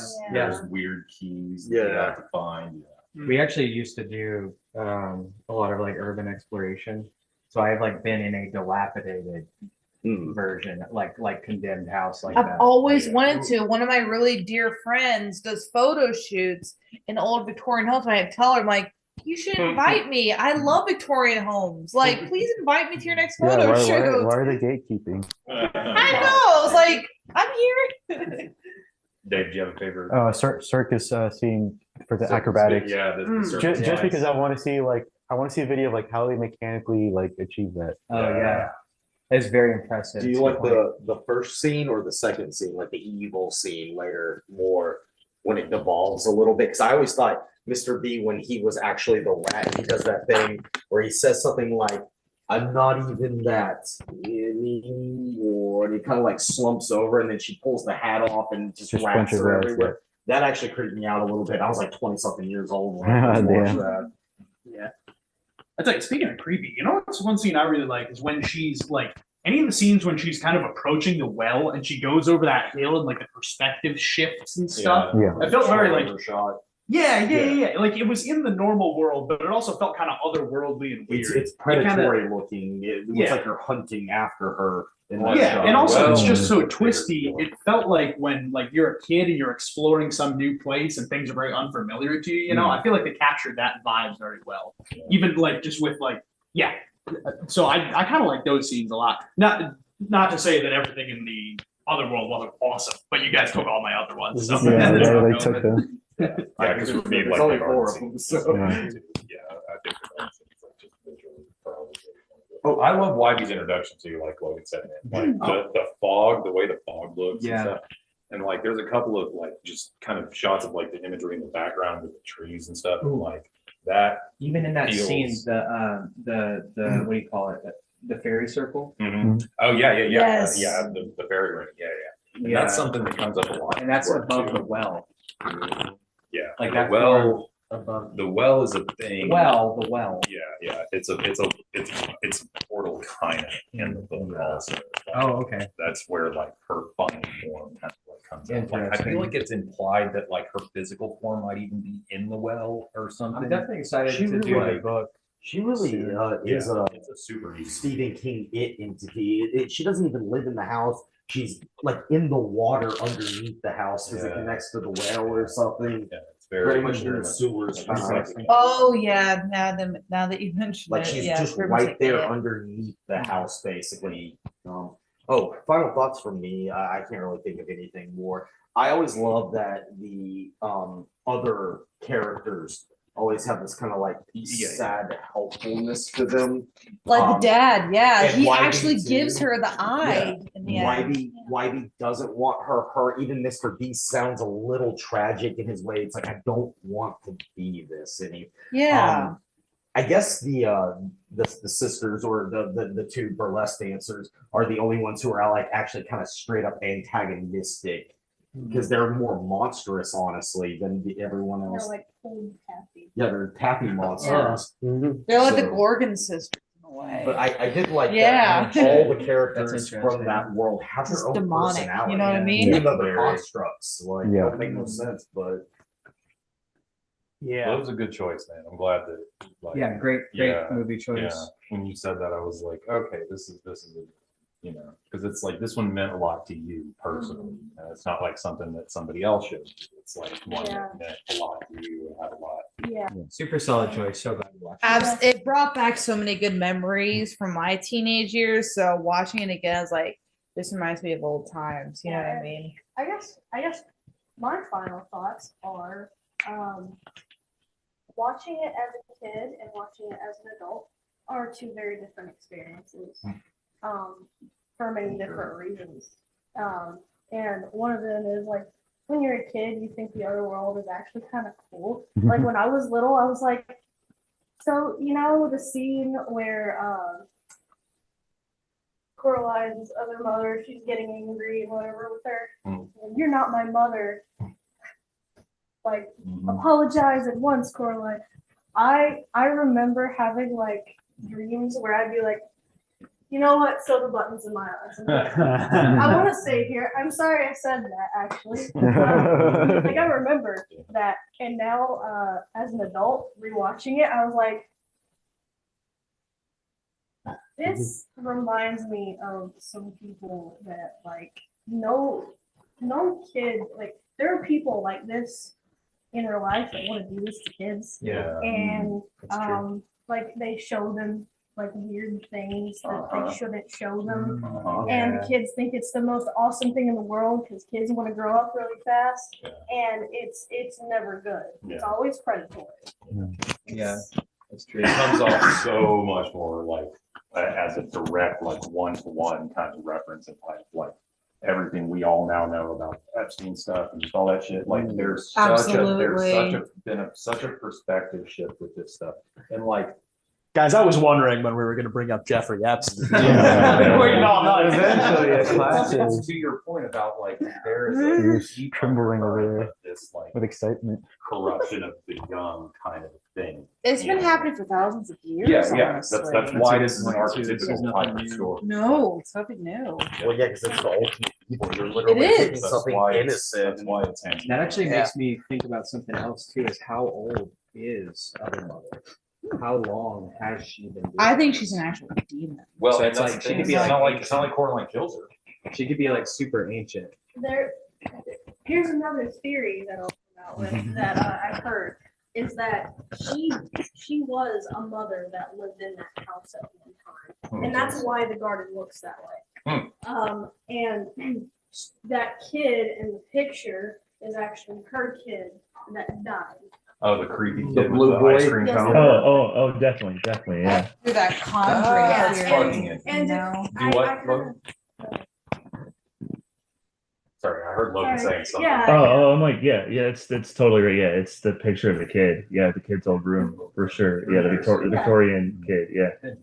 Okay. That's a very I like that one. intriguing theory. It kind of goes to like it's the similar sort of the Conjuring in a way. Like she listened to temptation with Satan. Like she Yeah. killed her only And child. You know what I the mean? theory, well, the theory is that, like, I don't know how her child died because I forgot what the entire theory was. But her probably, but her kid died, and so if you listen to in the movie, she's feeding off of the love technically.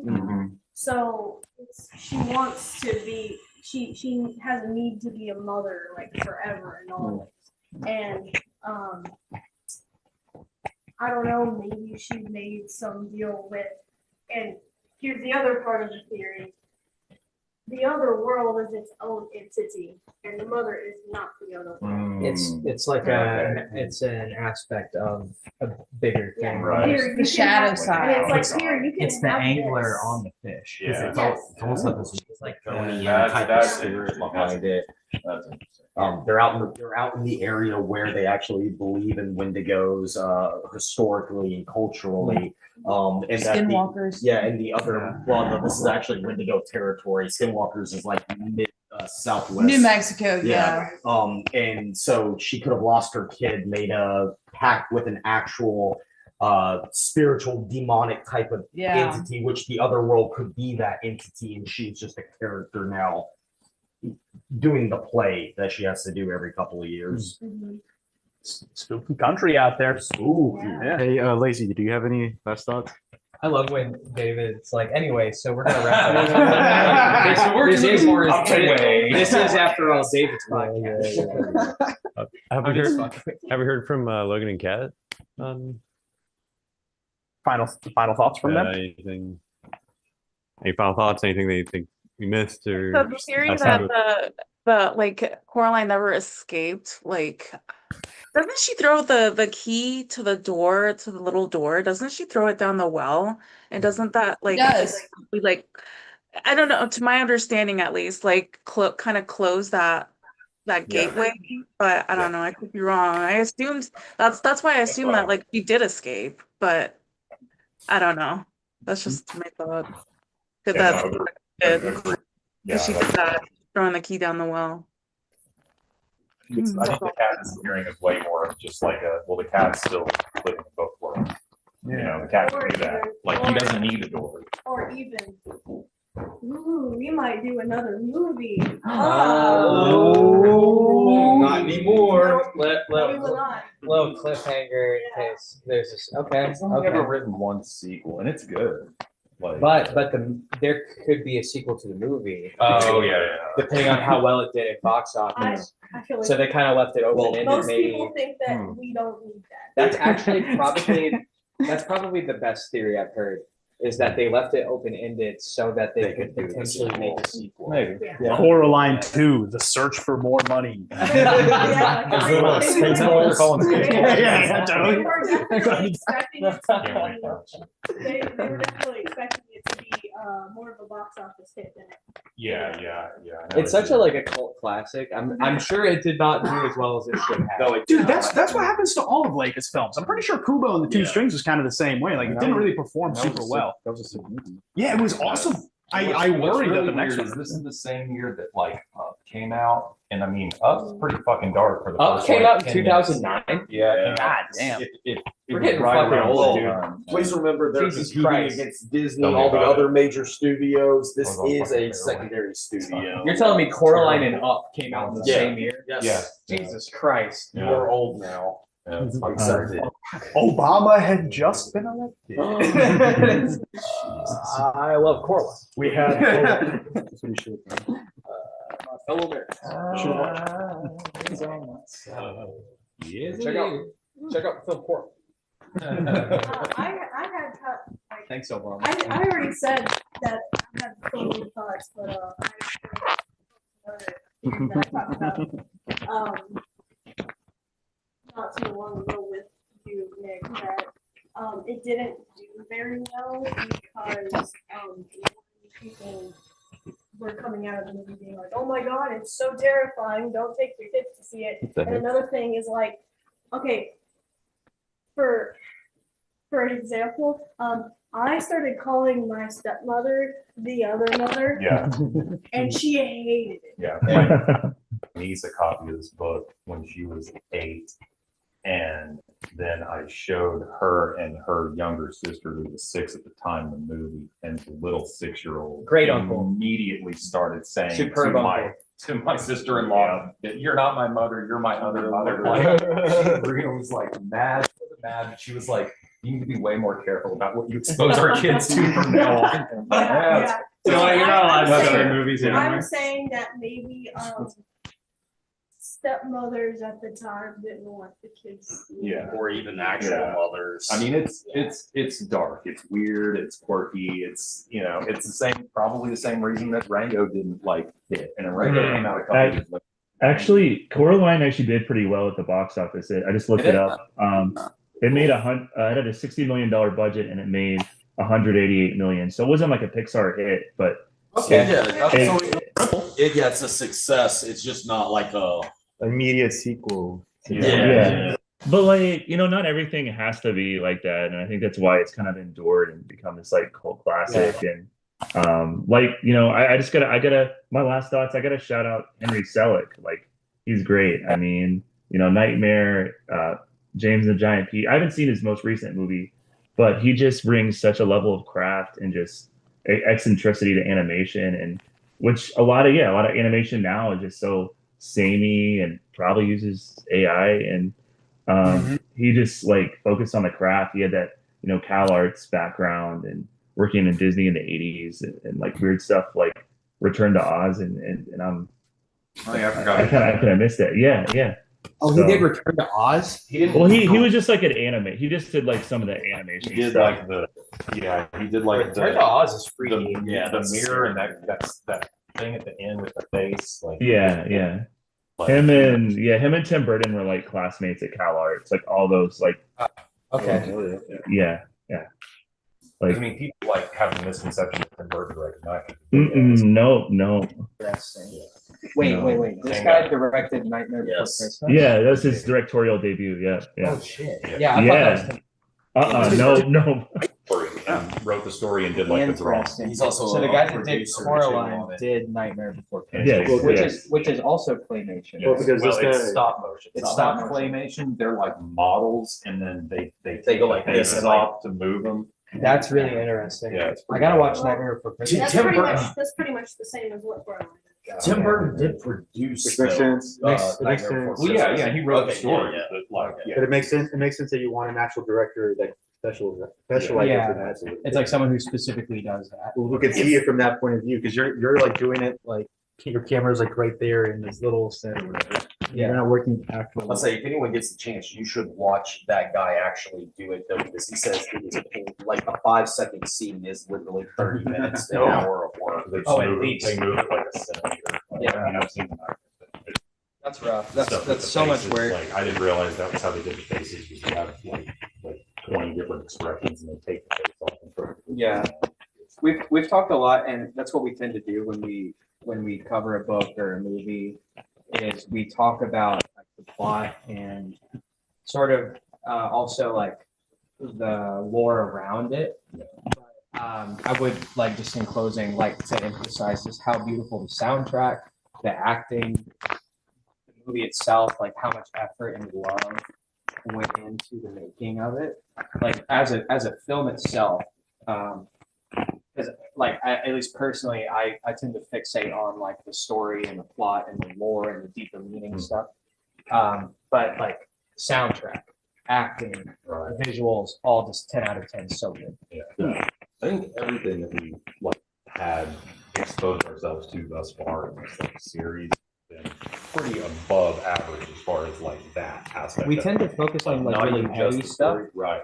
and then But like just the talk film about the philosophical stuff. Yeah. But just as a film, Yeah. it just beautiful, Yeah. haunting. Yeah. Yeah. Unbelievable. I would almost call it a Rango tier movie. Almost. It didn't have Clint Eastwood. That's the only thing. Rango Unchained. Hey, if I may posit one final thought, this is like slightly different thing, but on the Henry Selick stuff, I found James and the Giant Peach to be scary as shit when I was a kid. Yeah, I liked the book too when I was a kid, but like the visuals in that movie were frightening to me. Logan, did you agree? Yeah. James and the Giant Peach was actually like the first movie I ever saw in theaters as a kid, and I think I'm like this is why I turned out the way I did, kind of low key. I haven't watched it in so long. I need to rewatch it on like Disney Plus or whatever. But like those ants, like oh my god, just crazy, just like my developing brain is just all like crazy stuff. Getting a crush on the spider lady. Such a phenomenal adaptation. Yeah. Oh my god. Yeah. I love when the memes pop up with her online. I'm like, oh my god. Yeah. The first scene always scared me. Yeah. The rhinos and the sky. We should do James Giant. Oh hell yeah. 30th anniversary. 30th anniversary come out. Yeah. Oh no shit. Okay. Maybe a good timing for it. What's the next one? Great question. The next movie will be Across the Universe. Oh right. Picked by our own Alex. Nice. Cute. Oh my god. I'm honored I want to that you want to. I want to thank God, and I want to thank my other god, lazy phalanges. Blasphemous. Has anyone seen Across the Universe? I saw it in the theaters on. Oh, hell yeah. Dude, it was such a Anyone else? I've never seen it. One of my favorite movies. I'm okay. I didn't know we were doing that next month, but I'm so hyped for that. That's great. If Well, anybody yeah. doesn't know, I can't wait to watch maybe that. try to go in as blind as possible because there's a lot of stuff about it that you'll be like, holy shit, I didn't know this was a thing that's in this. I will say, if anyone makes fun of it, I will be upset. Shut the fuck up. Oh, It is a musical. It is a musical. I need you to lock in. It's worth it. I need you to lock in and take this seriously. I'm about I it. hate musicals, but it's worth it. Trust I also am not a huge fan of musicals. This is like hands down one of my favorite movies. I'm so excited to get into that. I'll say during the podcast for if anyone doesn't make fun of it, I'll be upset. When we're talking about it, I will also make fun of it. But when we're watching it, I want everyone to shut the fuck up. That's fair. That'll be no fun. No arms wide open moments. Yeah, no shit. Yeah. When we watched it, like this was off camera. Sorry, this is sorry. a little bit. Yeah, this is a little behind the curtain. But when we watched Passion of the Christ all together, it was like 8 people. That was a fucking shit show. Because no one could take it like. It was One person in particular couldn't take it seriously and was like, I had to watch it again. Because I'm like, I missed so much. And this is like kind of a fucking serious film. One might say this is an important plot. reverence for this. I'm really interested to see the sequel to that, dude, because apparently We're going to theaters. have you to see heard Passion what of the Christ said 2? is in This that time it's movie? personal. It's like it goes into Revelation. So like apparently he's he's got like heaven and hell and like the battle between the angels and shit. Oh my god! Going Well, to theaters for I Passion think of it's the gonna Christ be 2. pretty fucking good. Like, I don't know. I'm so here Say for what you it. want about Mel Gibson, but the son of a bitch, no stories. yeah. Yo, because we should do Apocalypto for movie night one of these Yeah. days. That's a great I saw that movie. I movie. love That was a good Apocalypto. Almost. Which one is that? Almost. It's the one that's in ancient Incan. It's Yeah. the one It that's like actually set- is. I've never seen yeah. that. Dude, it's awesome. It's all in like an extinct like Incan dialect. Oh, hell yeah. It's awesome. I don't even know if I've It's heard of it. really good. No, it's a 10 out of 10. Yeah, it's Yeah. Also, it's not even like the crazy plot. The actual dialogue between It's some real. men Yeah. is real male dialogue. It's a small spoiler. They almost get into a kind of fight situation. One dude's just kind of like, dude, you're the worst about spoilers. Just don't tell him. You get But upset it's a about good movie everything, because man. it resurrects I the didn't give dead them. language. Yeah. And when you Yeah. hear this language, And you wonder, it's rage, and you Yeah. just feel it in your bones. you wonder that's basically. if that's what like him doing the thing in Aramaic and Latin and Greek like directly kind of correlates with them. He got like a fixation. 'Cause that came out. Right, it did, yeah. Just like It's like filming- 2006. Wait, is this filming- also Mel Gibson? Yeah. It is, yeah, correct. Yeah. Okay, we got You would we love gotta, Apocalypto. we gotta watch it. Was I we the gotta only watch it. person that watched The Passion in a movie theater? Like, No. Oh, I saw it too. Yeah, in theaters. it was. Chance has a crazy story I got about a that. crazy story. though. I think you talked about it last time. I think I was like, I don't know if I talked about it like on camera. I think I just told you the story. But yeah, Please tell me after. It's so. I think I was like 11 years old watching that in a movie theater. It was the longest like 3.5 hours of my life. I like the South Park episode about Passion of the Christ. Yeah, dude, that's so good. I can't believe the Jews did that. Like listen, Kyle is so like just guilt racked and he goes to the Catholic priest and fucking Stan and Kenny are like, that is the worst movie I've ever seen. That was the first time they used like a person's head besides Saddam. That was where they took Mel Gibson's head and just had his he's super crazy. He was like, give me my money. It's so good. Fucking He would. yeah, but this was a good one, man. Again, Logan, I'm really glad to like hear another person like have that like conflict of just like I'll never, my brain will never like wrap itself around this really, you know.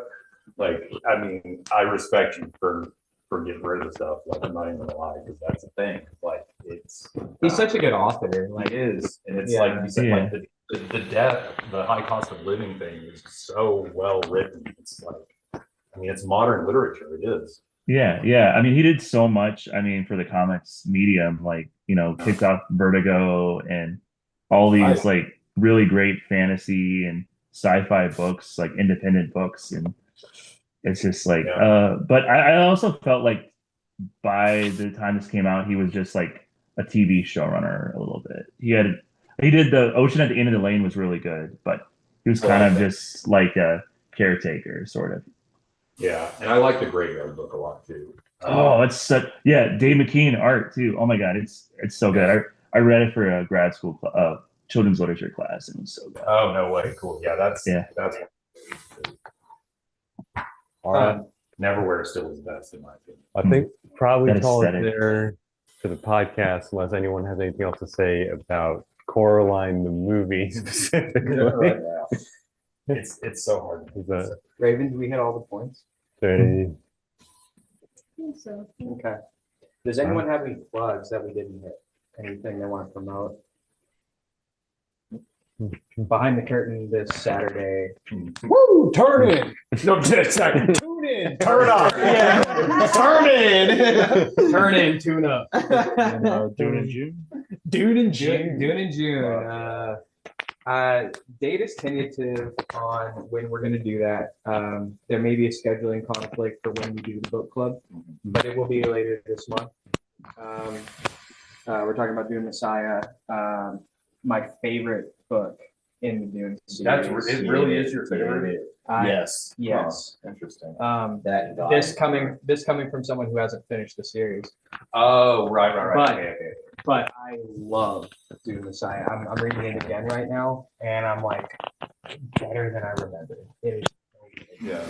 When you get to the last three, I'll be really interested to see what you think Yeah. about.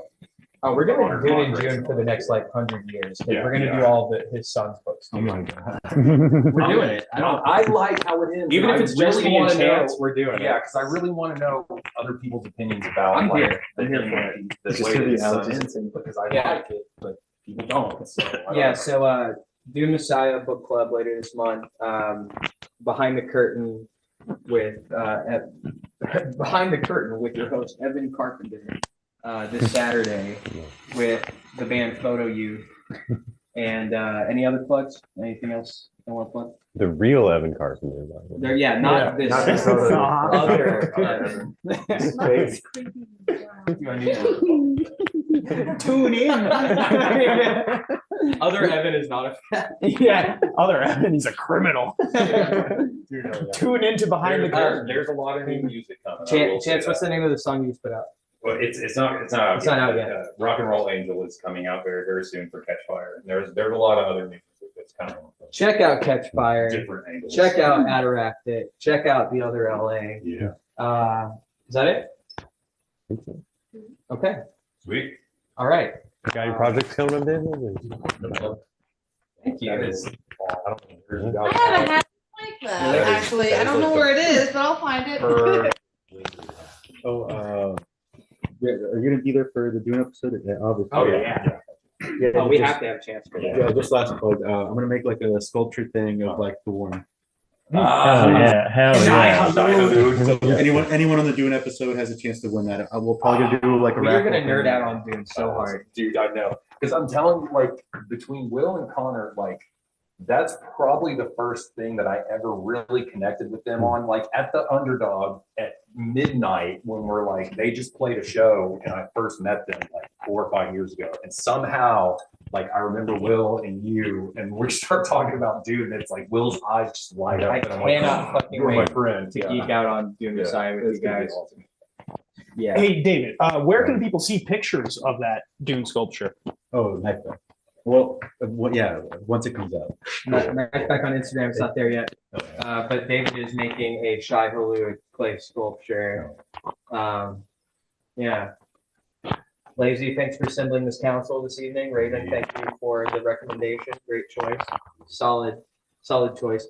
That's not only is Coraline a great movie, it is a great movie to talk about. Absolutely. Logan, Kat, did you guys have anything you wanted to shout out? Or If I write for graphicpolicy.com if you want to read some cool stuff about comics. And Yes. Oh, nice. Oh, yeah. Yeah. Yeah. So, Logan is super knowledgeable about comics and writes great stuff. yeah. I may be getting back into TV stuff with this Vampire Lestat situation. So we'll see. Dude, that show is awesome, man. I've been watching it since the interview. I've been preaching about it for years. Fuck and yeah. The first two Lestat episodes have been just killer. That It's guy, so good. That guy is that character. Like, it's wild how good that show. Yeah, I love that he does the singing too. And like Yeah. I listen to So the tracks. good to songs like after like reading, The Queen of the Damned like all those years ago, and then that shitty movie. But to hear songs like these are the songs. Like these are definitely like Satan's Night Out songs. Like it's fucking Yeah. awesome. Oh yeah. Great Well, soundtrack for Queen of the Damned. I will say. It is. It is a Great good- it is a good soundtrack. It is a good soundtrack. Yeah. Oh, that's one of the reasons I got into music. Yeah. I love those soundtracks that they would do the collaborations where it would be like, Wayne a singer Static, and- David yeah, Draymond, Yeah. Jay Gordon of Orgy. Oh Yeah. my gosh, I That's a know. good one. There's one from a movie called Judgment Night. It's a bunch of like rap artists on top of it's really the Cool. first. It's from like '94, so it's really the first one that they did Oh, interesting. where they took like literally people that were on different labels and they had to like make up new bands just to get them to even be able to put the songs out and stuff. And Oh, I then love they did that. that. They did the Private Part soundtrack, which is really good. It has a bunch of really good like crossover stuff, and then the Spawn soundtrack. Fucking amazing. Oh, yeah. Sick. Kat, did you have anything you wanted to plug before we close out? You can plug your Instagram. Oh, my Instagram? Yeah. Okay. Well, it's Cat. Or yeah, the- cat will steal your cat. _ cat will steal your cat _ Thank sometimes you I so post much. art on there. Hell yeah. Yeah. And thanks so much for joining. Appreciate your input. Yeah, yeah, Same to Logan. Thank you all yeah. for Thank coming. you. Yeah, yeah, yeah. It's a good movie. Always a pleasure. Yeah, dude, really, really appreciate it. Cool. Das Vidania, Caroline. And on that, I think we're done here. Cool. We'll see y'all later.